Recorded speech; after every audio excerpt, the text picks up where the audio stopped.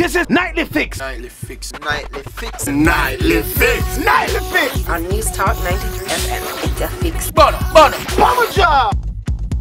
Welcome back to Nightly Fix News at 93 FM. It's your boy now here with Harry DJ Burns, Damn. Give me the intern. The special guest, them still there? Some curvy guests and I really know. Focus, Nara, focus. Anyways, we have a very, very unique guest I'm building right now. A filmmaker, a visionary. A vision. That's what I was going to say, a visionary. Yes. Yeah.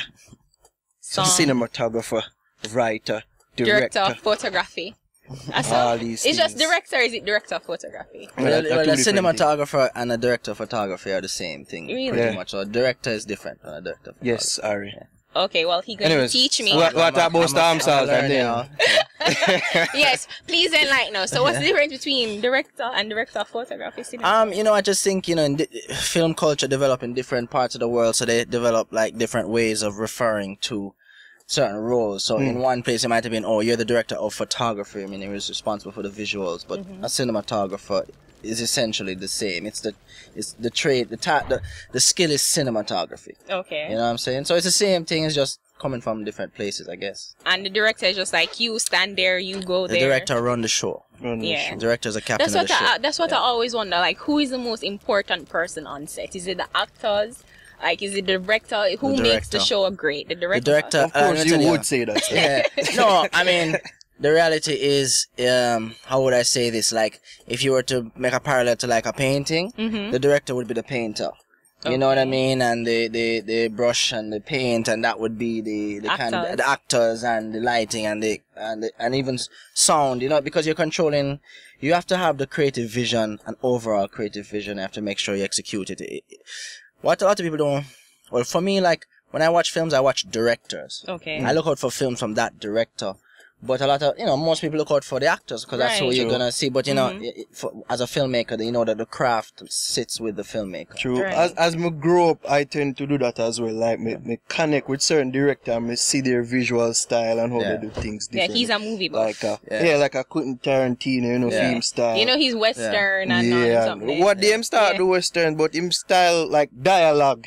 Yeah. Very up there. You see me Quentin Tarantino. He's a master of dialogue. Yeah. Taylor. So who you look up to as a director? Well, there's certain directors and there's certain films that changed my life. I mean, there's a director, it's kind of obscure just in some ways, but there's a director named Wong Kar-wai. He's out of Hong Kong. He's a Don. But what else can I say? But also his cinematographer is Australian, I believe, named Christopher Doyle, who just developed a style of shooting that I would say influenced me perhaps the most, because I started at a certain point in my life, influenced how I see things and shoot. So what things they do? He did In the Mood for Love, Chunking Express, Fallen Angels, a film called 24 to 6. Are these all like karate movies? No.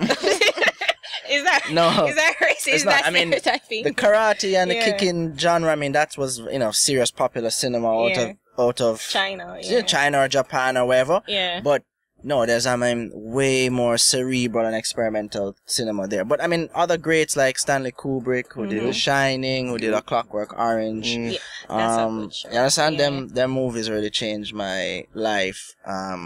In terms of just understanding the power of cinema. You know what I mean? Yeah. But then I always say that, but isn't it like the writers? Like the writers are like the most undercredited persons, because they're the ones that do the dialogue for you to create the vision, to direct it, and then the person's to act it. Yeah, no, I'm glad that you mentioned that, because the source is the writer. Right. Sometimes a writer director, but the source is the writer. We need more writers, and that's where all of it emerges from. And it's interesting you mentioned that, because I've actually been a filmmaker in residence here at UA since the beginning of this year, working in the Department of Literature in English. So I've been focusing on like writing and on trying to develop writing talent.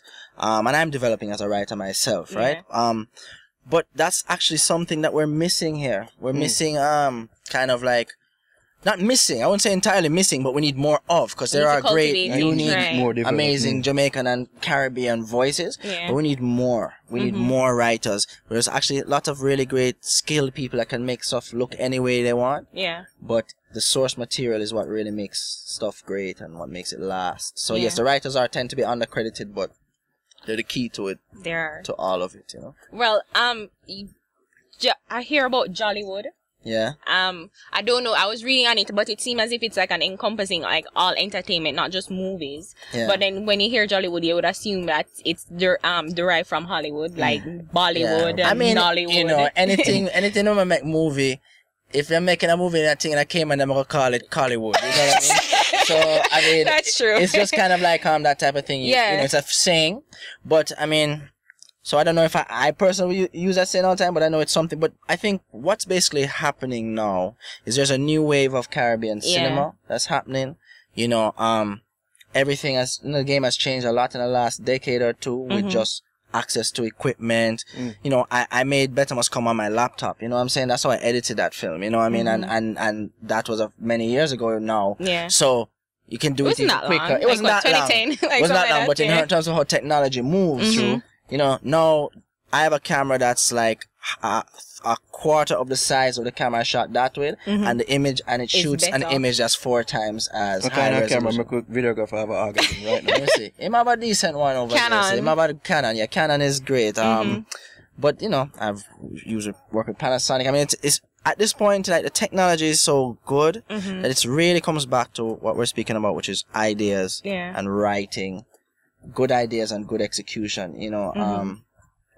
And also because of the internet, it's also, you know, before you'd have to say, how am I going to get the money to make this feature film and then make a good enough film that's going to go into cinemas and then hopefully make back the money. It was a bit of a journey. Now you can make shorter content, short films, web series, stuff like that can be done cheaply, fast, if you have a good idea. And if it hits it right and you put it out there, you can really build a big response and a big following. Yeah, because, I mean, to me, I'm impressed because, like, how many people rise through the power of Instagram, you know, like how 15 seconds and then be able to make you laugh or make you connect to what they're trying to say in 15 seconds. And then some of them videos that you think them just shoot with phone, but some full production. Right. And like how them switch from this character to that character in like seconds, you know, so it's like it's powerful how technology, I guess Instagram, the new social media kind of create like visionaries too in my eyes. Yeah, definitely. Shorter content is powerful. And also we have a taste for shorter content. So now that we're used to that, if this person can't make me laugh in the 15 seconds like the last person, then guess what I'm going to follow? I'm going to stay following the last person. So it's like cultivating a different taste for shorter content, but also that's actually a good thing because now it's much easier to make a 5-minute thing than it is to make an hour and a half thing in every stretch, in every way. So because people want that quick entertainment, it's an opportunity for young talent to like get into the game. Right. Because a lot of the greats started making really low budget short films and them friend and some young actor and some this, they came together and made something. That's been the beginning of the careers of so many. Yeah. So it's really a matter of just getting up off you know? but I was asking if it would cheapen if it cheapens the whole, I guess, the effort that goes into trying to create a project, you know, like if the social media, like you come in like cheapen it. Well, I mean, one thing for sure is that people are so used to consuming things now that it moves fast. You know, like last week's story is like a year ago almost sometimes, unless it's a story that keeps going. Yeah. But so that is one thing, that to catch people's attention and to keep it is harder. Yeah. And but again, you know, you have to work at it. Even if you're young in this whole thing, you have to try. You have to make something, put it out there, see what people say, try again, and get better. Because you know, as it should be, it's only the person that going to cross the line in a certain amount of time going to make it to the final. Yeah. It's the same way as the people who have the talent, either them have it just so or them cultivate it. Those are the ones that's going to find big success. But at least they have an opportunity to get into the game because the costs are much lower. It's really about how good is your idea. Because looking at the end of the day, even with New Caribbean Cinema, which is a film collective that I'm a part of, the whole thing is that, you know, filmmakers want to make films. Actors want to be on screen. There's a lot of people that are invested in having a thriving film industry and that want to create films and put them out there. So, you know, it's like, it's not, you don't have to find a ton of money to do it. You understand? It's worth it. If someone will give you a 1 day or 2 day working for free so that in the end they have a great film that can represent them and can live on and can maybe bust them. Yeah. You understand? People are willing to do that. So, you know, I kind of advise on people approaching it like that. You know? Okay. Well, but I gotta ask you how you come up with funds for you to do your movies. Like, would you think of doing like that? What it calls crowdfunding? Definitely. Yeah. You think we do I've something never like done it before, but I definitely do it. I definitely consider doing it. Is it hard making a movie in Jamaica? It's hard making a movie anywhere, really. Well, in terms of funds. Well, look, this is the thing about Jamaica is they have so much talent, so much international interest in us as a people and as a culture. And we have great actors, we have great filmmaking talent. Right. You know, we don't have necessarily, or we haven't traditionally had the systemic like support. You know what I mean? In a lot of countries that are dominating in film, there are structures in place to find the filmmakers, to fund them, to put them into a system that makes them better. That's big business. Yeah, because I was saying in Jamaica, like going into the arts is like if you want to eat, if you wanna live, don't go in the arts. That's how I kind of always see, because like there's not a space for us, and it's so small. Like if you're not Shabada, if you're not on the Patrick Brown plays, like, you know, it's like very hard for you to want to go into the field if you're not to make it like make a viable thing. We have to make the industry right now. It's not like the industry is already there and we're going to fit into it. We have to make it. But we have to make good work. You know, it's good work that will do it. For example, you know this film City of God from Brazil? Oh, one of the best films. One of the greatest films ever. It's another film that changed my life. But also, before City of God came out, I don't remember the numbers, but the amount of like feature films coming out of Brazil, up like on average per year, was not very much, you know, maybe double digit, maybe even single digit some years, right? And then after that film, or within, say, 5-6 years after that film, I mean, I don't even know, I think thousands of films came out of Brazil after that. You know what I mean? So just because that just had that impact, and it's not like there wasn't an industry there before, but it just reawoke it reopened the channels of interest in Brazilian content. And, I mean, the whole Latin American film movement, like the filmmakers coming out of Mexico. I mean, the last 2 years at the Oscars, Mexican directors have pretty much dominated the Oscars. He's a Birdman. Director, Inarritu also. Yeah, Inarritu, the Birdman. And then Alfonso Cuarón did Gravity. I understand those filmmakers are coming from like independent filmmaking. They didn't start out as big studio filmmakers. I mean, when I was in film school, their indie like debut films were coming out and busting the place, and that's what I was watching and saying, yo, look, this is like real Mexico. Like you can see they're working with non-actors. Sometimes it felt like third world, so to speak, or like developing, you know, it just felt like a landscape that I could see and feel, you know what I'm saying? And it had relevance cinematically, and I said, well, I'm definitely gonna go back to Jamaica and make my films there instead of staying in the US or wherever and trying to do it. I didn't want to ask you that. Why? Why am I there? So? You went to LA film school and then you're back here. Why? Oh, well, no, well, I mean, the reality is there's no place I'd rather be in, you know, just I'm interested in Caribbean cinema and Jamaican cinema really having a real carved out place in world cinema, like our place there, you know, our place amongst the great, you know, filmmaking cultures. And in order to get there, like, we need to develop our own aesthetic. We need to kind of develop our whole cinematic language, you know what I mean? Because it's like there's a film coming out in this island, that island. There's always a few films per year if you took up the whole region, and and a few of them do break through. But I'm really interested in, like, nobody can deny it. Any film festival you go anywhere in the world, you know, so X amount of Caribbean films are there or are vying for that spot because that's where we are. And it happens all the time. I remember when I went to a film festival in Germany, in 2010 at Berlin Film Festival, like everybody was talking about like Eastern European film. And it was all about film from Sarajevo and film from Croatia, like film from all these nations that you don't know had emerged off from like the Cold War. You understand? So they were just like 10, 20 years, 15 years out of the Cold War. So now they're developing their cinema language. And I feel like the Caribbean's gonna have that moment too. You understand? I think it's gonna happen soon. Do you think that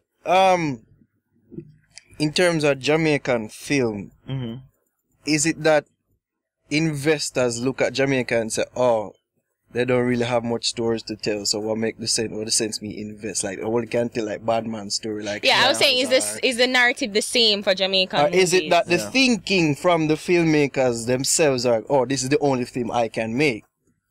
What do you think? No, I feel that everyone, the filmmaking community is the way nobody talks about a Batman film being the only film we can make. Everybody is talking about making other films about other subjects. You understand? But yeah, there was a culture of the Batman film for many reasons. One, we have the culture of the Batman in our music and in our dance. Like at that same time when Jamaican cinema, is making more films, we have dancehall culture. And we have that thing. Then we love action movie, we love western. We kind of have it in a way. Yeah. So we naturally go that way, and then in a way, people didn't expect it. 'Cause I remember our first great film, The Harder They Come, is a Batman film. Yeah. You understand what I'm trying to say? Yeah. So, and then Hollywood movies. So we kind of did develop in that direction, but I think everybody is pretty conscious about trying to go another way and try now. to tell another story. Yeah. I mean, look, I made Better Must Come, set in a certain reality, set in the 70s political. So it is a film that you could say is following some so-called Batman, but at the end of the day, it told a story. Right, it was about putting that person history into context. It wasn't about glamorizing that life. It was more about showing why that life is such a But I got asked if you get like from people like uppity, this man is furthering the stereotype of the nation. Oh yeah, definitely. Definitely I got that. Of course. I got it directly, and I know I got it indirectly a lot. But let me tell you how this thing goes, right? You can say you can come with this brand Jamaica and try to like make everything just be the best of everything that we are.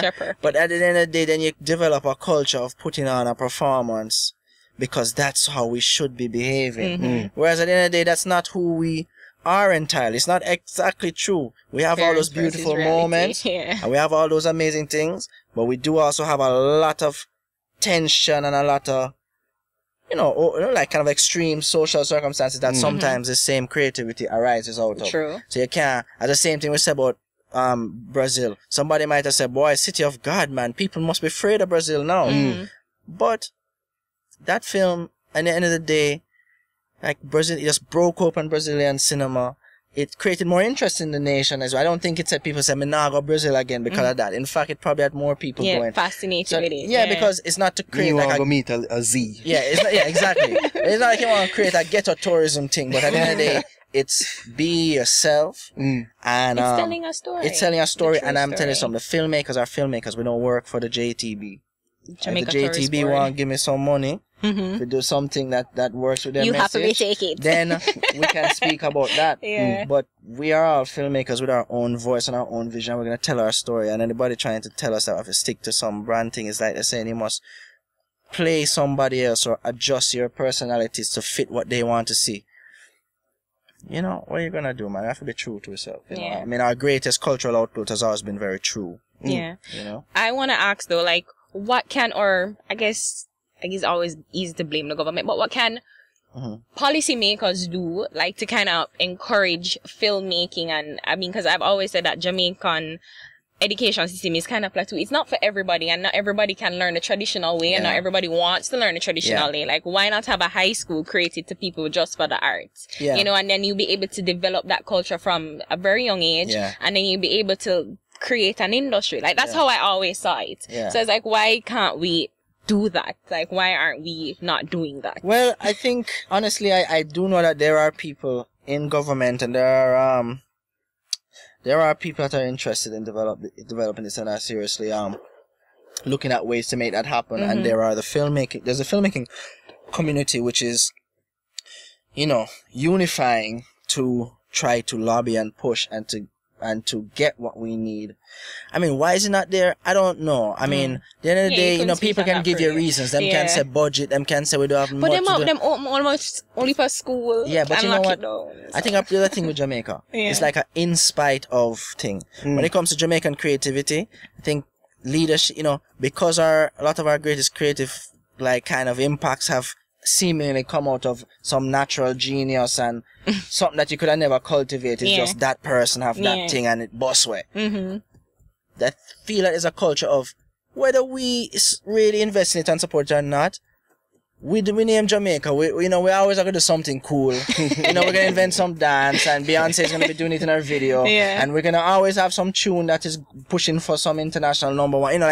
It's almost like an in spite of thing. And they haven't changed the thinking to, well, if this is what's happening without the support, imagine what it could be like if we structured and cultivated that. And yes, same thing, going to school and trying to learn some traditional thing. Like, the reality is, not only is it sometimes not of interest to people, the actual jobs that are out there, like, it's changing. The jobs are changing. Different job descriptions are changing. Everything moving online in certain ways. Everything is changing. So, in many ways, it's some of the models that people are learning are out. It's like outmoded. Like, I don't know if we need way many more. I'm not saying we don't need more lawyers. I'm not saying we don't need more of these traditional things, but we have to move a different way. There are new job descriptions that aren't even fully understood out there, aren't even streamlined, but they're there. And we need to try to, and people may not be interested in some of those other things, so we need to figure out a way to steer them or give them options to find what they're into. True. Start I have ask you about your next upcoming film. Yeah. Be a star for the boss himself. Yeah. Usain Bolt, personal DJ right there. You know what I mean? Oh yeah, the general. So you say you want it be to sprinting films as Raging Bull was the boxing films. Yeah. So before Raging Bulls, there wasn't really any boxing film to base it off of. So you don't really have a sprinting film to base it off of. So what your inspiration? No, well, Rocky came after. Rocky came after. Yeah. Came after. Go watch Raging Bull, people. Watch Raging Bull. I mean, that was another one of so my how you plan films. to really develop and tell this story?